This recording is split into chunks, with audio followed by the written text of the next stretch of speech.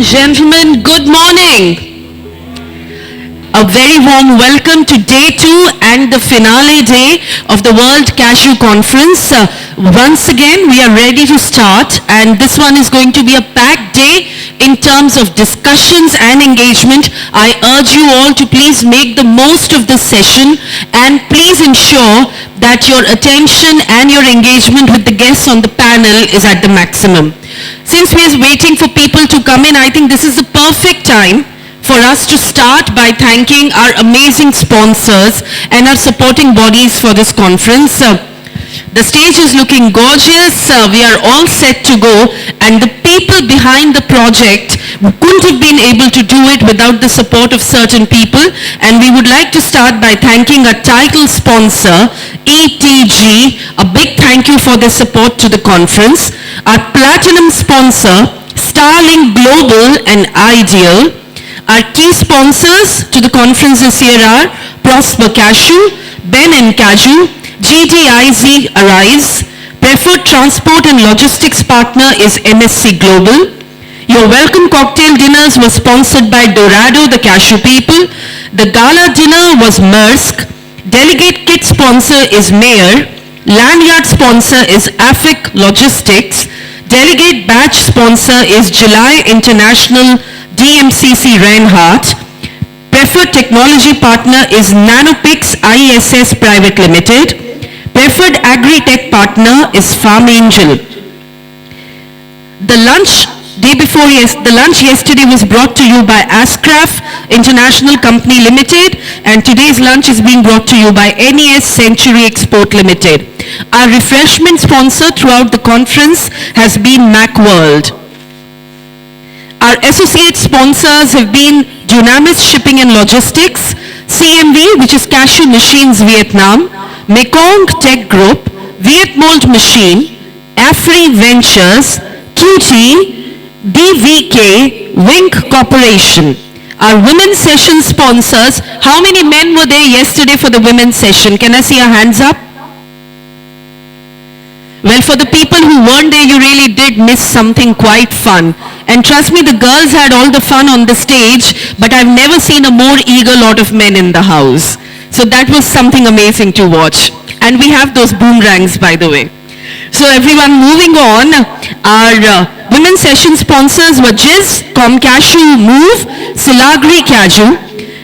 Our classic sponsors were Dry Back Container Dressing Material, Spectrum, CMA CGM, Goyam Group, Gayatri Agro Processing Machinery, Sonata, BPS Group and Sadako.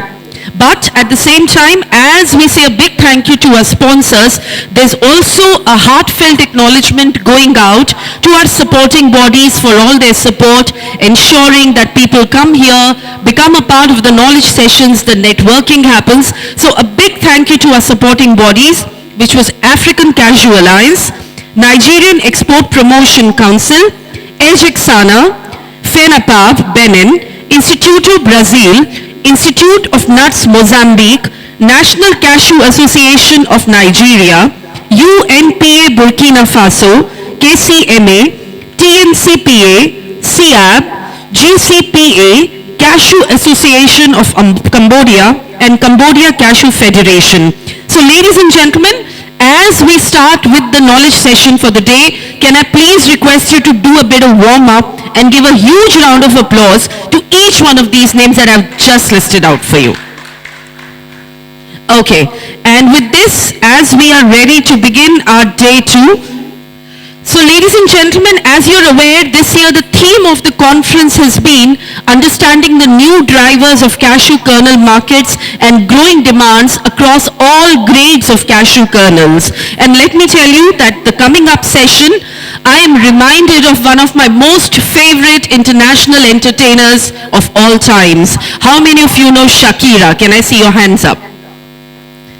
I got a feeling you know Shakira. I can see it in your eyes. So ladies and gentlemen, it's time for Africa, because our first session this morning is based on Africa, the new challenger in kernel export market. So once again, let's hear it for Africa. Let me see your hands up, everyone. And I'd like to invite on stage, starting with our moderator for this session, Mr. Krishanu Chakravarty is the Chief of Party Prosper Cashew Technoserve. Inviting Mr. Krishanu on the stage to take up his place as a moderator. As I take out these names, everyone please keep on clapping for them. Let's bring up the energy. Let me have some audible feedback from each one of you.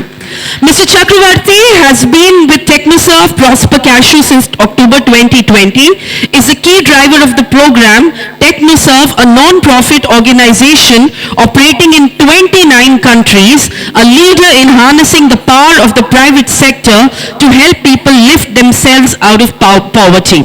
Mr. Krishanu is an accomplished, commercially astute senior executive with over 2.5 decades of international private sector experience, out of which the last 15 have been in agricultural, commodity and food processing industries. Our other panelists this morning are, please clap, please put your hands up for Ms. Salma Sitaroo, the CEO of Cashew Coast. I believe Salma is joining us online and she's already been waiting for this to begin. A warm welcome to Salma ji, I hope you can hear us. Moving on, our next panelist up on the stage would be Ms. Sarata Toure, the General Manager, SITA SA. Let's hear it for the lovely Ms. Sarata walking up. Ladies and gentlemen, inviting yet again a man who eats, breathes cashews all the time. That's one thing always on his mind.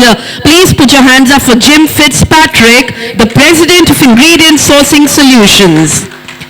Inviting up next the Richard Franco Agency's Marc Rosenblatt. As he takes up his place, he belongs to the cashew business, looks like a cricketer. The best combination you can think of. Moving on, inviting Mr. Loco Luc from Nasara. Let's make some noise for him. And finally, the sourcing director of nuts too, Mr. Ronald Zaal. Everyone, let's hear it for him. All right. So everyone, as I leave this session in the hands of our able moderator, this is going to be a panel discussion, presentations. Please ensure that you keep up the interest level high and please keep your vibe high. Good morning. Good morning, ladies and gentlemen. It's a privilege to come back to this stage and moderate the session. As I travel across Africa, one of the questions that I keep on encountering is, hey, you are from India, right? I say, yes. With a population of 1.4 billion people, why you guys don't play soccer and win the World Cup? Well, my response is, hey, you see, with that population, we play in the game of IT. And by our own right, possibly we are world champions. We use the mind conveniently compared to our two legs. So on a Saturday morning, 9:30, why am I giving this example in a cashew conference? The relevance is identifying the strength and playing according to it. Africa produces over 1.7 million tons of raw cashew nut. The question that we need to answer today is, are we ready to process those nuts and supply to the world? And to be ready for this to happen, what is it that we need to do? And in order to understand what do we need to do, we have to identify the challenges. We have to figure out what are the actionables that will put Africa in the world map of processing. And in order to do that, today I'm supported by able speakers of our esteemed panel, and we will start off the discussion with Jim, laying the context of this cashew kernel market, what are the key challenges, summarizing so that we have the ground to kick off the discussion. With us, we have three processors who have the practical experience of processing in Africa, thereby sharing the challenges that they feel has been the bottleneck to rise and shine for Africa. And among the processors, we have Salma today joining us online, and she has seen spectacular rise in those 4 years. She has been playing the game little differently from the conventional sense, and we would like to understand the secret of her success. We have Sarata, who had taken over a business but has been thinking fresh, injecting new ideas to the whole business context. Then we have a processor from Benin, Loic, who would be sharing the experience that he faces in Benin. We will sum that up with the demand side of the story, having two participants from Europe and US, Ronald and Marc, and they will be sharing the European context from the consumer angle, what it takes to sell African kernel and how can we really make it a success. Without much ado, I would hand over to Jim, who would kickstart this discussion, laying the framework for further discussion here. Over to you, Jim. Good morning. I'm going to talk to you a little bit about African cashew processing, and I'm going to talk about some of the marketing challenges that are faced. And somewhere there are some slides that are going to help me do that. So I'm going to talk to you about measuring African cashew processing to begin, and we'll talk about some of the parameters we use to measure the progress of processing. Firstly, we talk about the volume processed, the overall volume processed in Africa, and you can see that there is a positive trend in that and has been for at least a decade. Secondly, we often use the parameter of what percentage of the crop was processed. And again, in West Africa, we see quite positive progress in terms of how much of the crop grown in a country was processed in that country. But unfortunately, in East Africa, which had quite a good record for a couple of decades, we've seen a decline in the quantity of the crop that's processed. So three issues really are raising. First, that the growth in processing is uneven between countries. Secondly, that the growth is volatile, that growth is fluctuating from one country to another. And thirdly, the key issue, which is underutilized capacity. Capacity is a difficult issue because we often talk about manufacturers' claims when it comes to capacity, which are rarely met. Another way of looking at success or otherwise in processing in Africa is to look at market share in destination markets. So I've looked at the US and Europe as two key target markets for African cashew kernels. And you can see on the screen the market share of imports in percentage terms of the US market over the last 10 years or so. Relatively static trend. If we look at Europe, we see something a little bit more positive. So we see steady growth in Europe and relatively slow growth in the United States, but it has increased in the last 5 years in the US. Now, whether that's COVID-driven or some more fundamental factor remains to be seen. If we look in Europe, we've seen steady growth quite a long time and quite spectacular growth in market share. This does not translate into tens of thousands of tons, of course. It's still a relatively small market share. In Europe, for the first time probably since the 1970s, in 2021, African kernels market share broke into double digits. So progress. Let's have a look at some of the key challenges for African processors in their marketing. Firstly, costs. Processing costs in Africa are higher than in Vietnam, for example. How do you manage that, balanced with lower cost of assembly of raw material? Second challenge, management. Managing technology, managing people, managing marketing. And the third, and probably the biggest challenge right now, is marketing. Marketing policy built on hope, not on action. But what can Africa offer? There are a number of significant opportunities for African marketers of cashew kernels. Firstly, a sustainable supply of cashew kernels. Traceability, faster delivery, lower cost delivery, and fresher kernels. This is a food after all. Genuine supply chain certification, and the opportunity to be part of the story. And this can be very powerful, particularly in consumer marketing, to have the story behind the product as part of the presentation in end market products. Significant advantages. Are they taken advantage of? Are buyers actually serious about sustainable African kernels? So if we look at market share and the increase, we can say yes, they are serious about sustainability.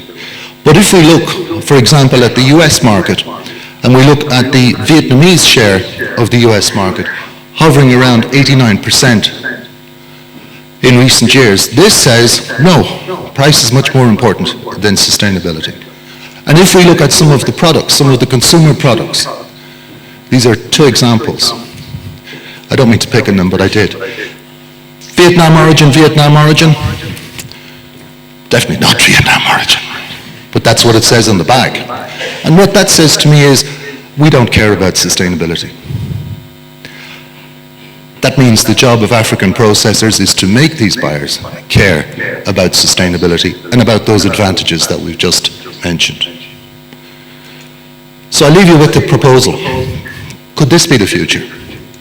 Mechanized large-scale African and Brazilian factories supplying North America and Europe. India, revitalized, mechanized, larger scale, re-entering the export market. Vietnam, in its raw kernels, natural kernels exports, concentrating on regional markets, particularly China, but focused on North American and European markets for value-added consumer products. And a question, what will happen with China? Could China become a really major consumer? Or will China become a processor of cashew kernels? So in short, when we look at it, we see progress, lots of challenges, and plenty to talk about. Thank you very much indeed.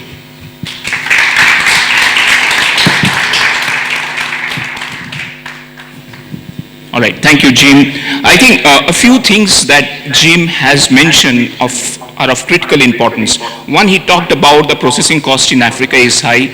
Second, he is talking about people care about sustainability, but on the same breath, he talked about the fact that people may not be ready to pay the price, that premium for sustainability.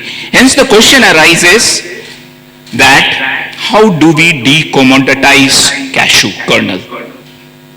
Commodity and differentiation are oxymoron. But unless until we differentiate, it will always be a price play. And if it remains a price play, Africa will continue to struggle. With that, I would invite Salma to be online. And yeah, here it goes. Over to you, Salma. Good morning, everyone. Very good to see you. I'm sorry I couldn't be there in person. Okay, super. So would you like me to share a few words, Krishanu, or would you like to ask questions? How would you prefer? No, you can straight away get into your thoughts. What do you think of the challenges that we have from Africa as far as kernel goes? What has been your experience? How do you think those challenges can be navigated? And what do you think are the actionables that will take Africa to in the context of kernel world map? Super, thank you. Yes, good morning, everyone. Please be clement with me. It's 5:30 a.m. here, so I'll do my best to be lively. So in terms of the challenge we face, and this is personal experience more than, I would say, industry perspective, when we started off in 2019, it was quasi impossible to think that an African processor could be BRC certified. There was a lot of stigma around the reliability of African supply source and the ability of African processors to actually be able to meet food safety standards. I think that was the first kind of barrier we had to overcome, and it was quite hard to get that done. And I think COVID helped us. We were lucky, it was by pure chance that we got BRC certification in February 2020, just before COVID hit everybody on the planet. And I think COVID got buyers to think a little bit more about the necessity of diversifying their supply sources away from Vietnam, because everybody got badly hurt from the shipment delays and the shipment cost. And we were certified and 3 weeks away from Europe. And as a result, we started improving our quality of buyer portfolio, very much focused around Europe. Then the second challenge we faced when we started this business was there's a lot of, I would say, intermediaries between the farmer and the processor, and between the processor and the ultimate consumer. As Jim said, the consumer is aware, interested in sustainability, but there is so many, I would say, hands between a processor and that ultimate consumer that the story gets diluted, but also the price we get as a result of those commissions gets squeezed. And also what I realized is buyers actually were not willing to pay a premium for single origin, better quality, less CO2 and more traceability in the conventional market. And we really had to rethink our strategy and decide whether we would continue this business, because it has to be viable, and sustainability does have a cost. And we looked at the different markets that would actually allow us to do this. And obviously, organic was the way for us as a business, because ideologically we believe in organic, we believe it's in principles, it's in our DNA, and it was aligned with our values. So that's how we started the process of becoming organic in 2019, and we became organic in 2022. So it took us the better part of 3 years to get there. So I think the challenge remains for the industry as very widely, that buyers are not willing to pay for sustainable cashews at this time. We moved away by going a bit more niche in our strategy, and the question remains the same. Until buyers move, I don't believe we will be able to resolve the challenge of producing West African kernels delivered to Europe and the US. Now, in terms of actions, I think obviously, as a process, we should always look at ourselves first and then kind of blame the world for our own shortcomings. I think, I've learned a lot in the last 4 years in terms of what we need to grow, how we need to grow, the skills we need to acquire. I believe that African processors have still, including ourselves, we still have a lot to learn around food safety, around improving our methods, around becoming more efficient in the way we process, but that's part of the learning process. It's a nascent industry, and the good thing is, I'm sure as Ronald will explain to us, African brokens are more and more, I would say, appreciated in Europe as the ingredient market grows. So I think training is extremely important. I can hear a lot of ambient noise. I'm really sorry. So I was coming back to the actions.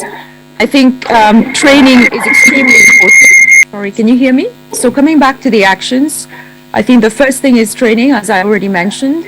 I think it's about also improving the implementation of food safety. I think there's one thing getting a certificate, and another really becoming food safe as a culture, because that shows in our products. And I think we need to keep the authenticity, the quality, and sorry, this very noisy. We need to keep the authenticity and the food safety of African processing, African processed kernels.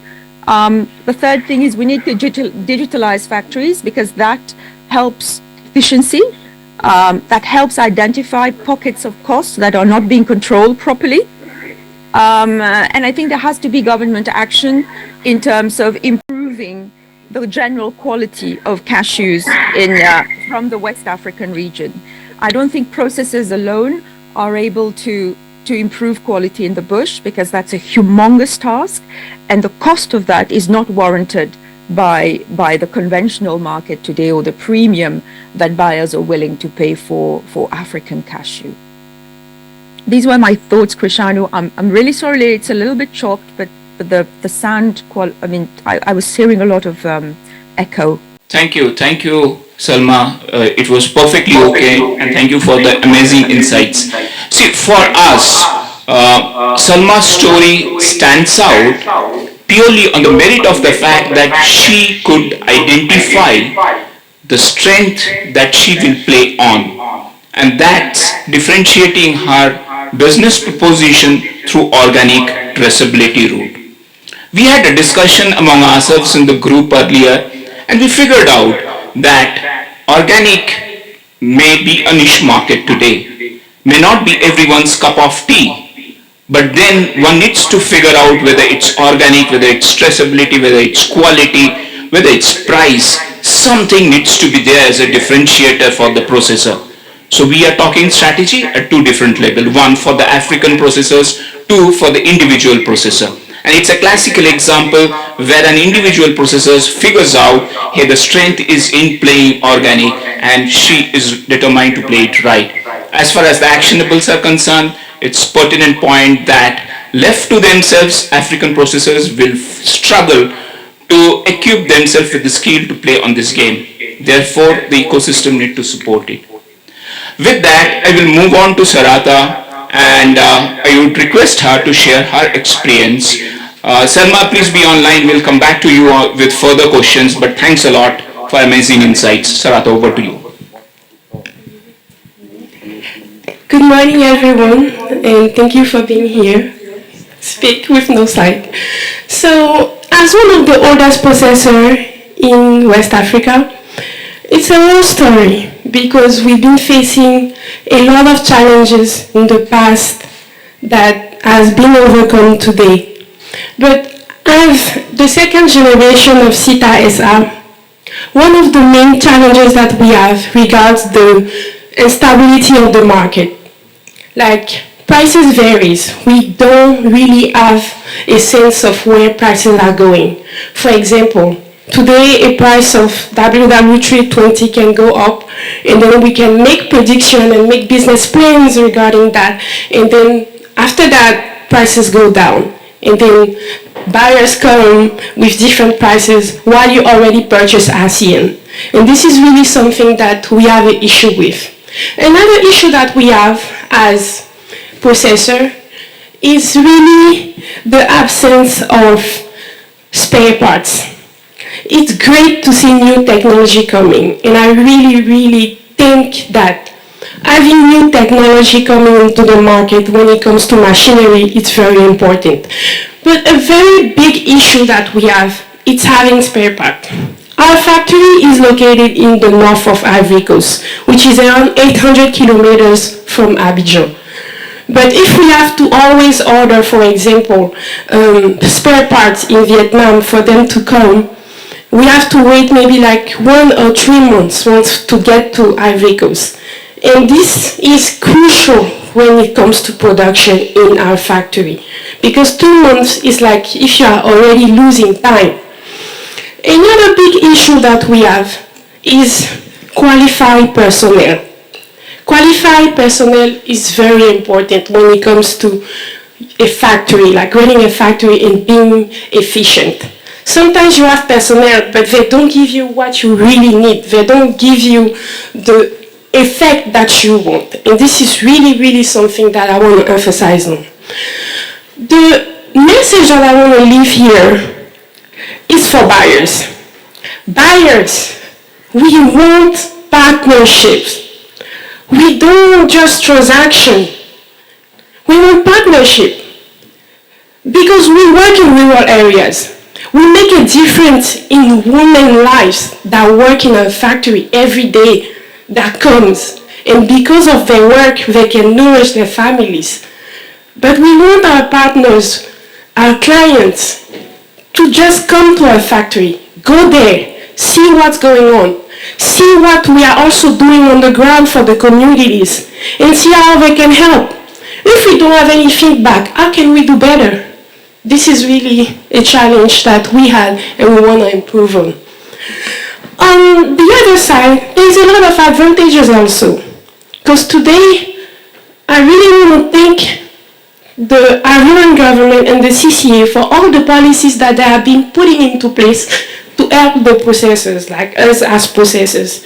And then we also have some new buyers into the market that are very interested in the African market, and they also want to make a difference by helping us. So those are some of the advantages. When it comes to solution, I just said it, mostly partnerships.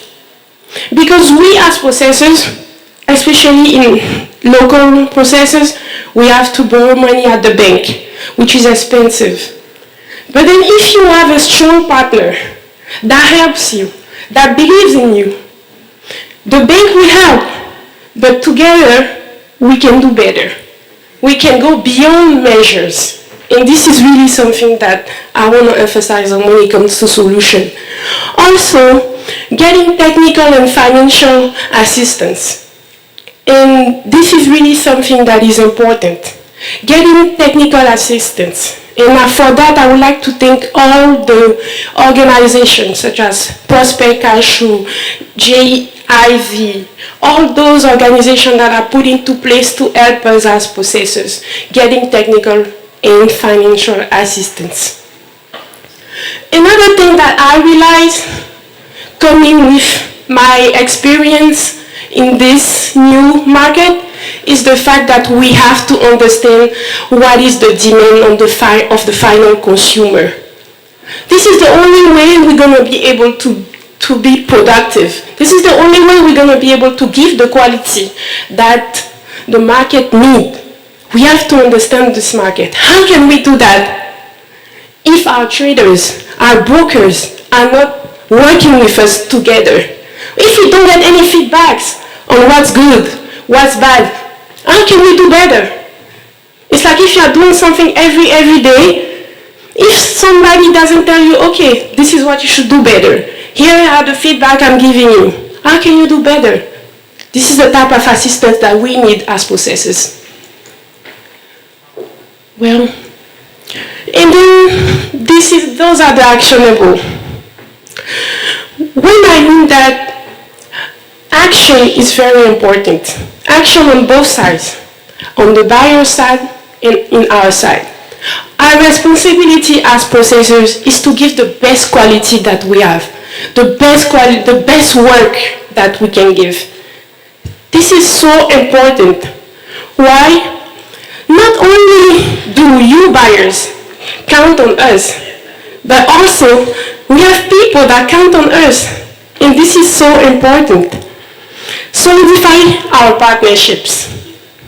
Build a long-term relationship with everyone. When we mean everyone, I mean with our personnel and with the final consumer.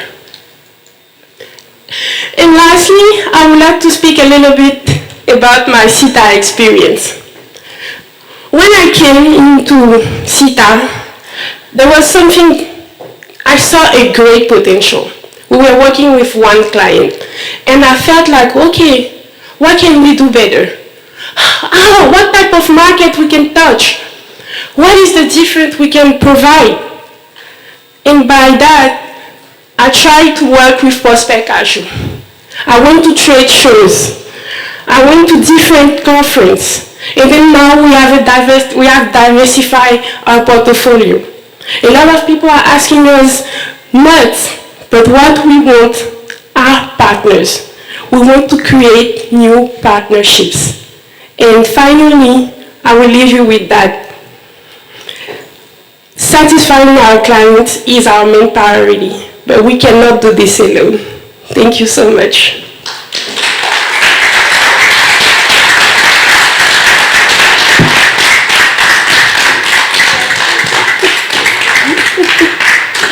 Thank you. Thank you for sharing those wonderful practical experiences. For us, Sarata has been the glowing example of what the combination can be. African woman, leader, setting her own had set up her own processing unit and running it very successfully, coming to this international forum and sharing her experience, the ideal combination for us. What she had articulated, if you can recall, has been an extension of what Jim was saying, the processing cost. And that processing cost today gets escalated because of the skill and competency, because it's a new industry in Africa, which is why there is that gap for marketing understanding, the gap in handling the skills of the volatility that's required to be handled in the market. And of course, the ecosystem of the equipments. And when something goes wrong, how do you get the spare parts on time there? Thanks once again, Sarata, for the experience that you have shared. With that, we will move on to our processor in Benin, Loic. It's over to you. Is Valentine somewhere there in the crowd? Okay, so he will speak in French, and I would request Valentine to translate the whole thing by the end of his presentation. Over to you, sir. Thank you. Bonjour tout le monde. Comme l'a dit Krishanu, moi je vais faire ma présentation en français parce que j'exprime mes pensées mieux en français qu'en anglais. Alors, je pense que les processeurs, les transformateurs qui sont dans la salle et qui sont africains sont conscients que la transformation en Afrique demeure un grand défi. Les deux présentations qui en ont parlé et des actions doivent pouvoir être menées pour relever le défi. J'ai fait trois slides, je ne sais pas si on peut les avoir. Voilà, donc notre société c'est Nassara Bénin, nous sommes installés dans le nord du Bénin, dans la zone de production, et nous sommes membres du Conseil national des transformateurs de cajou du Bénin. Alors, étant donné que la présentation change, ça m'embrouille un peu, mais je vais y aller, il n'y a pas de problème. C'était la première présentation, mais j'ai réduit après à cause du temps de 4 minutes qui m'a été donné. Bon, mon expérience personnelle. Alors, je vais aller directement vers les grands défis. On l'a dit tout à l'heure, la concurrence que le Vietnam et les grands pays transformateurs mènent avec les transformateurs africains est une concurrence difficile à supporter pour les transformateurs africains. Sarata l'a dit tout à l'heure, le coût de production chez nous est très élevé comparativement au Vietnam. C'est vrai, on peut expliquer la chose. Mais lorsqu'on regarde un peu ces 2 dernières années, surtout l'année qui vient de s'écouler, on se pose vraiment la question de savoir où est-ce qu'on est en train d'aller.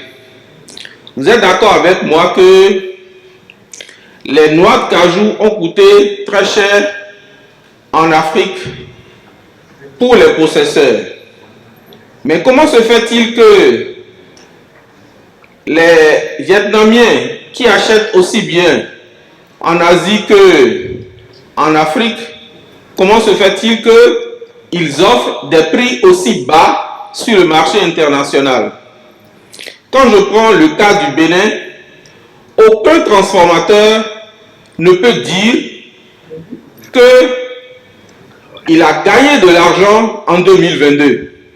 Nous avons tous perdu de l'argent en 2022. Et la grande crainte, c'est que les mêmes causes qui ont produit des effets en 2022 risquent de produire les mêmes effets en 2023. Parce que si nous devons acheter la matière première aussi chère et vendre et nous aligner sur les prix qu'offrent nos concurrents sur le marché international, nous ne pouvons plus produire. Alors on se pose la question de savoir, est-ce que nous ne sommes pas en train d'aller vers la fermeture de toutes nos usines en Afrique? C'est les questions qui sont ouvertes et nous pensons que les solutions à apporter, ce sont des décisions et des appuis que les gouvernants de l'Afrique, des pays producteurs doivent prendre. C'est vrai qu'au niveau donc du Bénin et de la Côte d'Ivoire, il y a des efforts, il y a des décisions qui sont prises pour protéger un tant soit peu l'industrie du cajou en Afrique. Mais ce n'est pas encore suffisant. Nous pensons également que nos acheteurs, ils sont là, ils doivent pouvoir travailler avec nous dans une dynamique de partenariat. Nous avons pensé à un certain moment que les partenariats de durabilité et le commerce équitable pouvaient constituer une plus-value pour soutenir les transformateurs africains. Mais nous sommes encore sur notre fin et les primes ne vont que diminuant. C'est vrai, est-ce qu'on va limiter l'avenir de la transformation en Afrique, on va limiter ça au commerce équitable et à l'organique? C'est une question qui se pose. Donc vraiment, c'est un cri que je lance ici aux gouvernants des pays producteurs et à nos clients, et je leur demande de ne pas faire la comparaison entre le Vietnam et l'Afrique.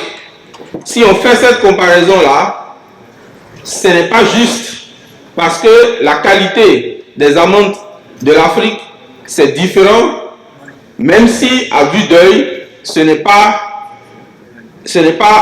tangible. Et il est très important également pour nos acheteurs de ne pas se limiter à une seule source d'approvisionnement. Ils doivent diversifier leurs sources d'approvisionnement. Donc autant ils comparent les prix pour privilégier le Vietnam, mais autant ils doivent soutenir les transformateurs africains pour constituer une source d'approvisionnement diversifiée pour leur production dans un contexte de durabilité. Je vais laisser la parole à Valentin pour présenter. Je vous remercie.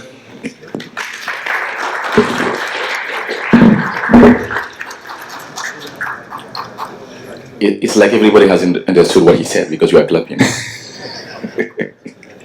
Okay, so he started by mentioning that processing in Africa is a big challenge, just like Miss Sarata, has mentioned that. And I mean, competition with Vietnam make things more difficult again, actually. So the question he was asking himself is, we saw that last year, for example, raw cashew nut price was very high. So how could Vietnamese processors buy from Africa at very, very high raw cashew nut price and still be able to sell it on the international market at a very cheaper price? So this is a very big question, actually. So he's wondering if, he can see any future for processing in Africa if we don't look at those aspects. And what local processors need seriously is political and institutional support from the government and co. He thinks, he's very grateful for what Cote d'Ivoire and Benin government are doing for the processors, but still is not enough. They still need to go beyond what is currently done. Well, he also mentioned that buyers and local processors, international buyers and local processors should think about a kind of partnership. And international buyers should also think about, diversifying the source of procurement. It's not like, they have to just concentrate on the cheap price in Vietnam, for example, but also try to work together with the local processors in Africa and see, in a kind of logic of, diversification, kind of. Well, he's also thinking that organic and fair trade that people think should be the future. Right now is not working again because premium keeps reducing. So there is a lot of question. Okay, think people need to. Local processors need to think about in terms of sustainability. So when you're talking about, for example, let's say 10 years ago, everybody is thinking about organic or fair trade to reduce the cost or increase the margins. But today, if you look at the market price for those products, for example, it makes it very difficult for us, for local process to really, see it as a future. Yeah.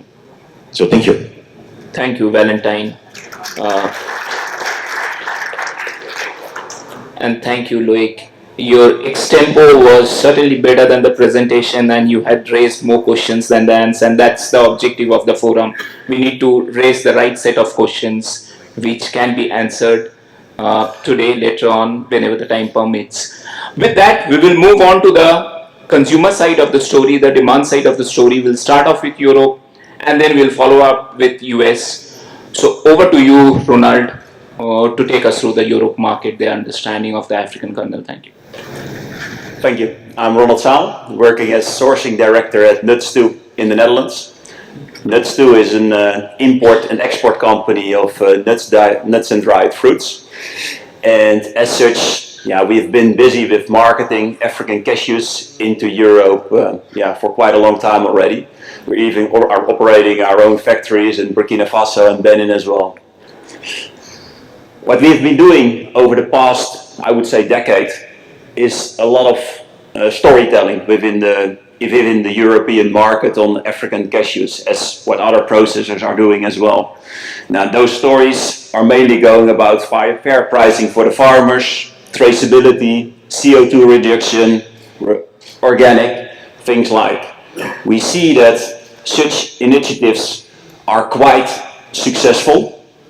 However, they're successful for certain processors. So they're helping certain processors to get profitable, sustainable, etc.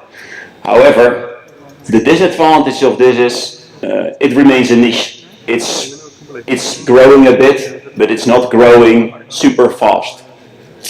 You have to imagine that a main part of the European cashews are still consumed under private label, or they're even sold on open markets. So quite hard, let's say, to just tell the story.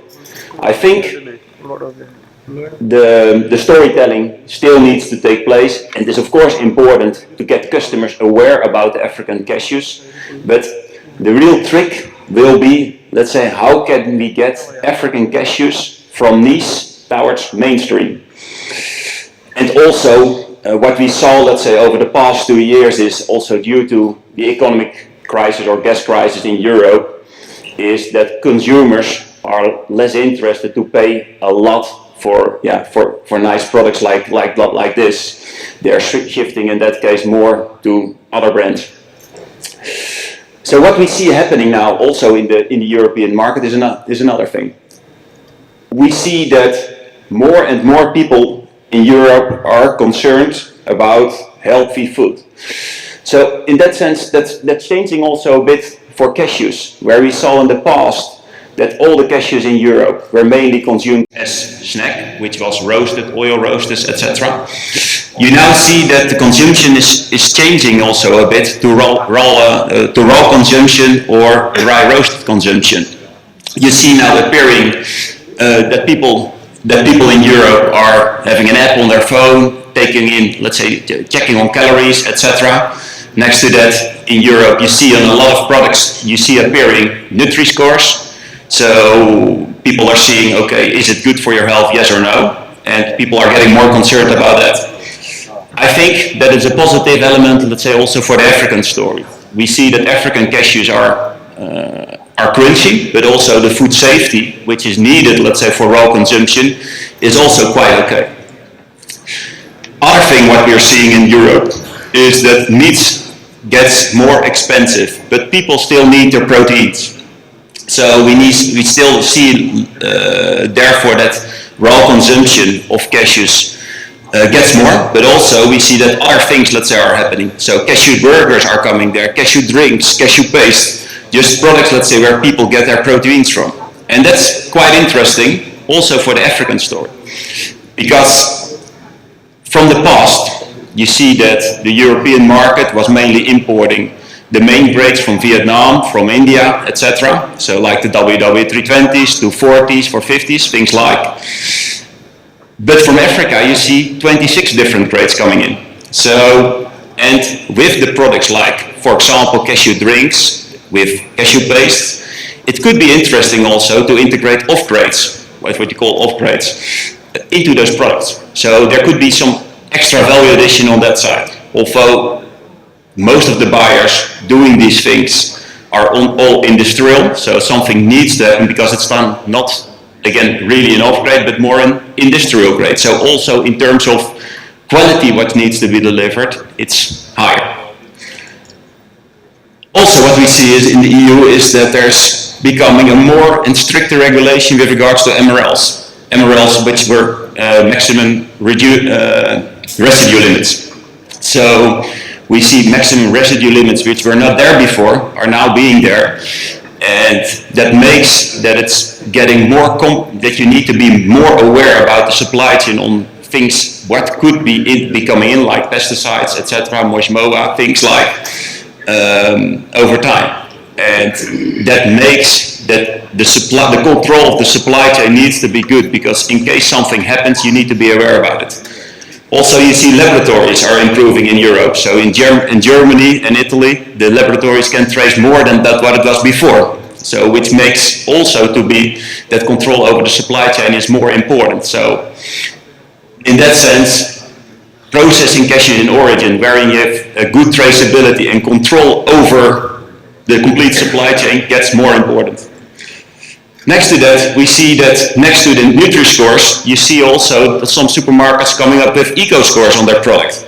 So mileage, etc., will be considered also in this.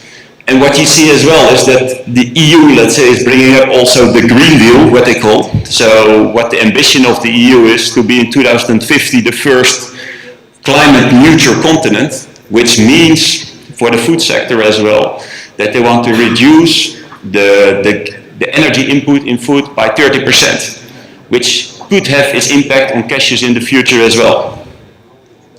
Which I think could be positive also for the African sector, as in origin processed cashews could get some advantages somehow.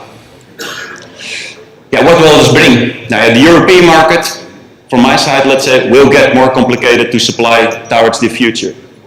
I think that Africa could deliver the higher quality. They have the traceability. Also, when you look at quality assurance within the processing plants, it's better. So it's quite positive. And then the question mark, of course, is, okay, what's the insurance premium European customers want to pay for this? That's a question. It's just with the normal insurance, and with the risk which you're taking, let's say you want to pay a premium for it. And what I see is that the risk of buying cheap, untraceable cargo gets higher in Europe. And therefore I believe that a lot of European customers are willing, let's say, to pay more peer premium for that in the future. Thank you.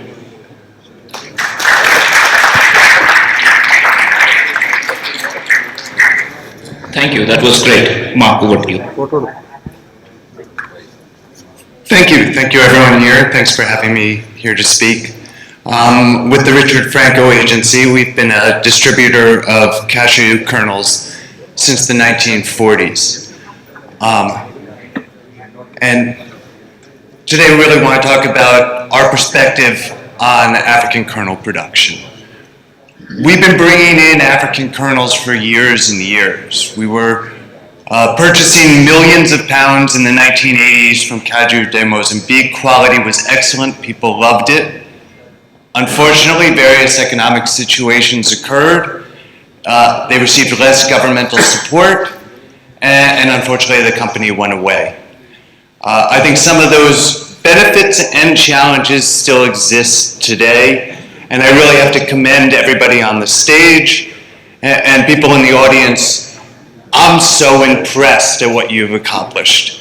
5 years ago, I said the challenges for cashew production in Africa are still just too big. Many of the things that people mentioned today, whether it's equipment, whether it's that you have to buy it one time of the year for the whole year, and the working capital requirements that has, and the market risk that has,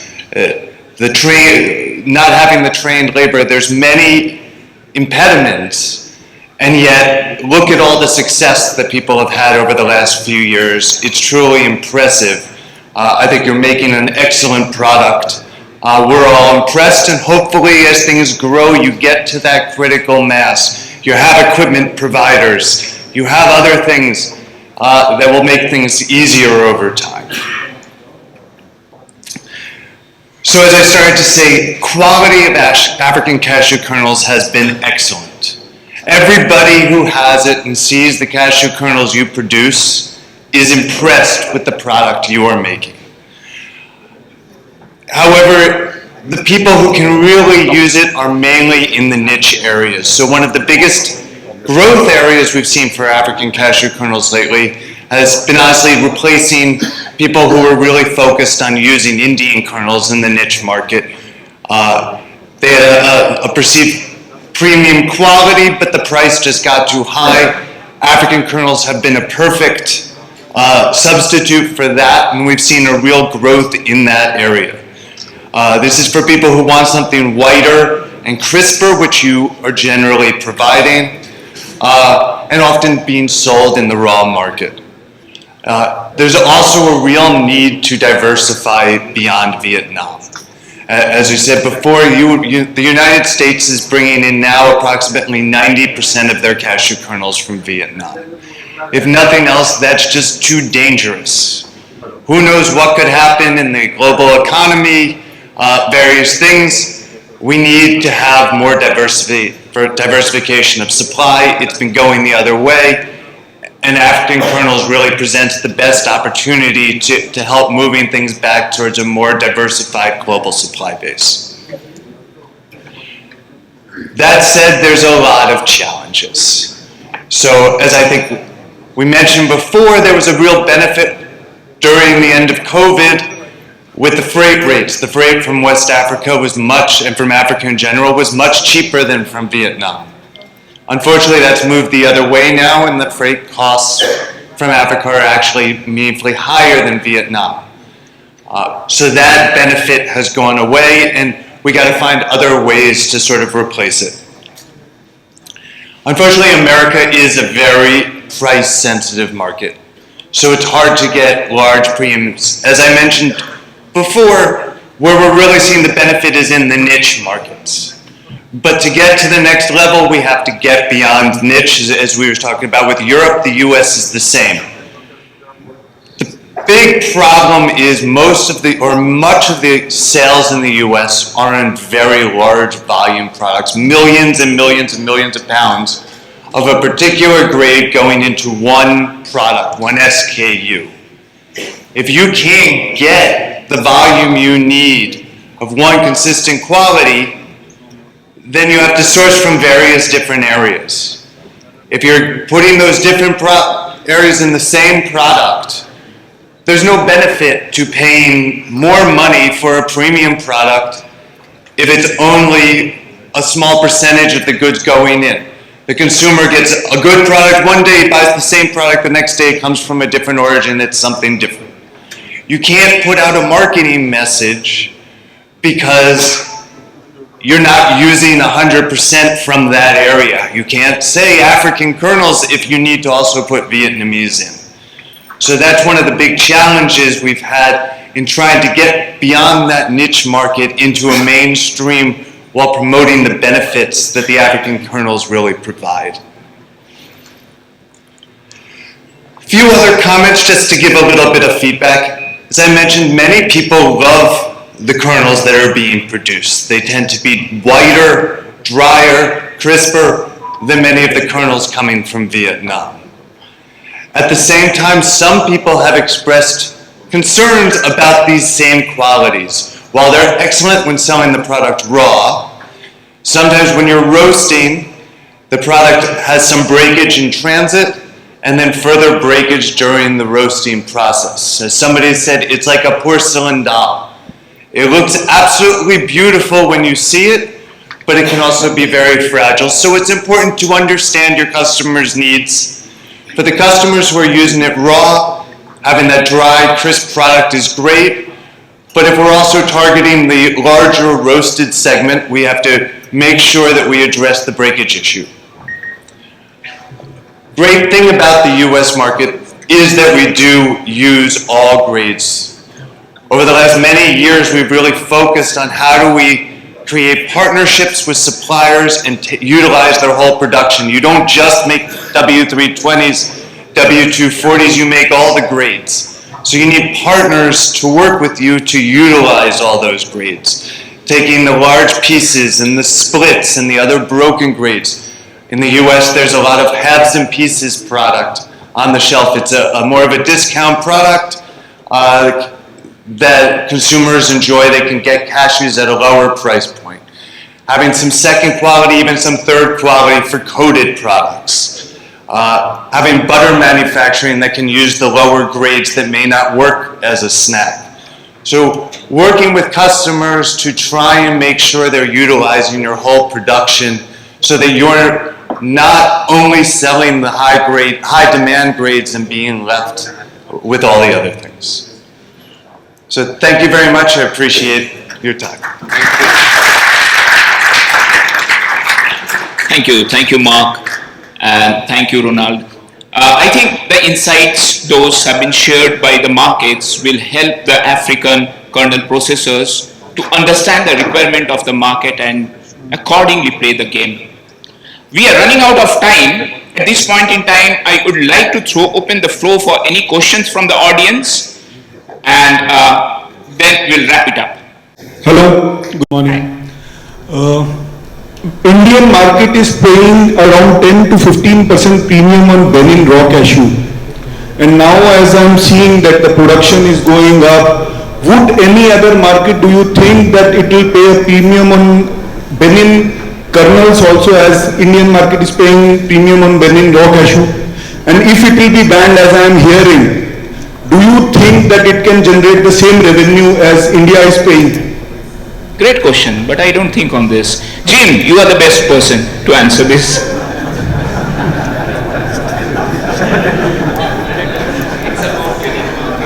I heard what it was about. Just the kernels panel we're on here. So about the Benin market, yes, definitely buyers will pay premiums for Benin kernels if they're properly marketed and presented well in the market. I don't think that only Indians appreciate good cashews, they're appreciated around the world. So whilst it may appear difficult to understand why this change in policy comes about, it's a fact of life and the markets need to adjust to that. So ultimately, yes is the answer to your question, the markets will. That will probably be seen after a difficult period of transition. I think I'll leave it at that on that subject, shall I? Rest of the discussion we can have over lunch.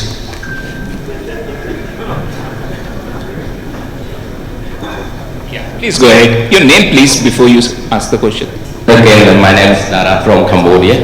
My question is straight away to US market. You talk a lot that, very interesting that you focus very much on the quality, and we know that we are one of the best quality of cashew nut in the world. That's why we are coming here, the World Cashew Conference. So my question is, do you have any Cambodian cashew kernel in your country? That is one thing. And another thing that I want to ask all the audience, especially the representative from European country and then from US. Actually, in Cambodia, it's not hard for us to standardize our factory to be for example, like B or C organic certificate or something like that. It's not difficult. It's easy. But the thing that like now you have like we're talking about a niche market, you are talking about story behind the product, but commodity we already have. But actually we don't really have the market. Normally the buyer requires to have like this oil, this TV cat, that and that. But the price between the conventional and the niche market is very small difference, especially like maybe 25% or something like that. I think it is hard for the local people, especially for the farmer, to earn. So whenever we give the price, because we need to earn, for example, like we are the processor, we need to earn also, yeah. And then we need to give a good price to the farmer that they are devoting to, you know, to do the organic and fair trade, the story behind, and something like that. But when we are selling, the price is very small. If compared, you might know that compost paper is #1 in the world, and then that's a bit different. Maybe the normal paper is about like $5 or something like that, but compost paper $25 per kg. That's different. But cashew, if you are talking about niche market, you are talking about like PGI or something like that, but there's not much different. So that is the thing that I want everybody here to think of, you know, like we are the producer, but we are not quite sure that the buyer will support. So we are talking about niche market, but how big?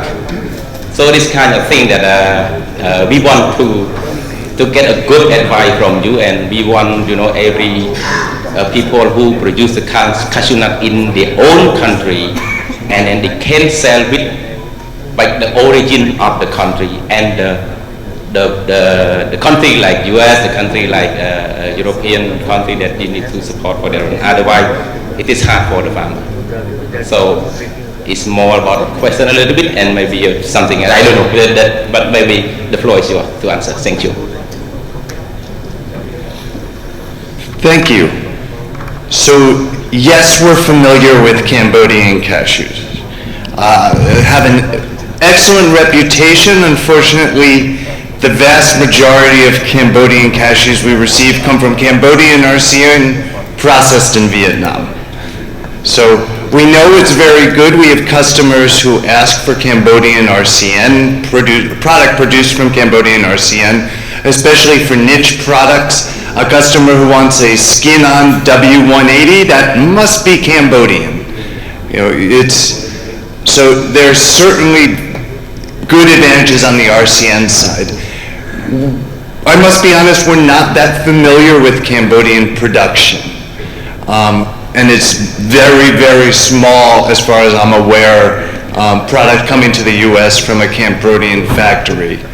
There is a requirement to at least meet a minimum food safety standard. The US has FSMA laws that requires you to have a number of things in place, a HACCP plan, a third-party audit, various food safety and food control things in place. If you don't have it, it's illegal for the US to buy from that factory. So it doesn't have to necessarily be a top BRC facility. We certainly encourage that as the end goal. But it needs to at least meet the minimum standards to pass the law. So we would certainly love to support Cambodian cashews. We know that the RCN you produce is excellent. We'd love to see the kernels you can produce, and we look forward to doing that in the future.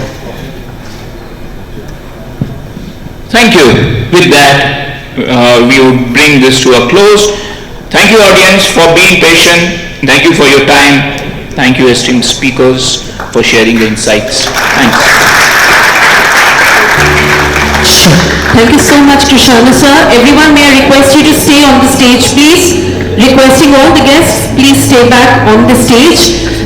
Before we wind up the session, I would request the moderator, Mr. Krishanu Chakravarty, to please felicitate each of our speakers, starting with our first speaker of this session, Mr. Jim Fitzpatrick. Please, let's present a memento to him.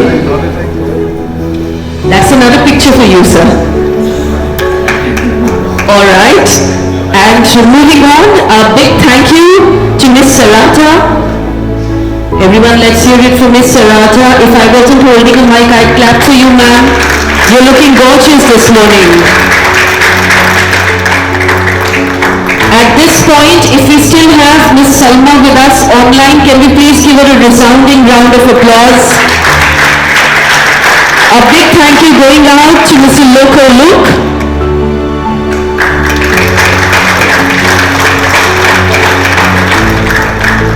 Thank you, Mr. Marc Rosenblatt.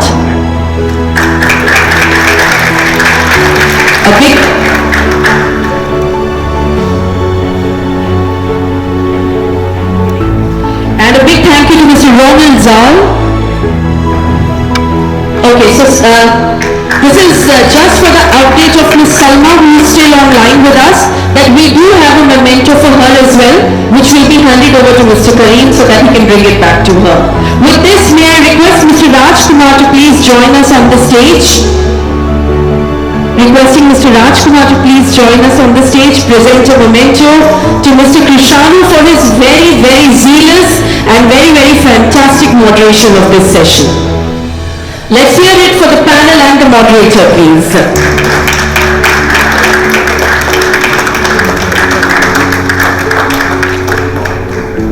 Ladies and gentlemen on the stage, may I request you to kindly stand up for up close for a group picture, everyone together, and then we can call this session up for the day. Maybe I can ask Ms. Salma to look at the camera eye of her laptop. Thank you, and inviting you all to please settle down, enjoy the next session.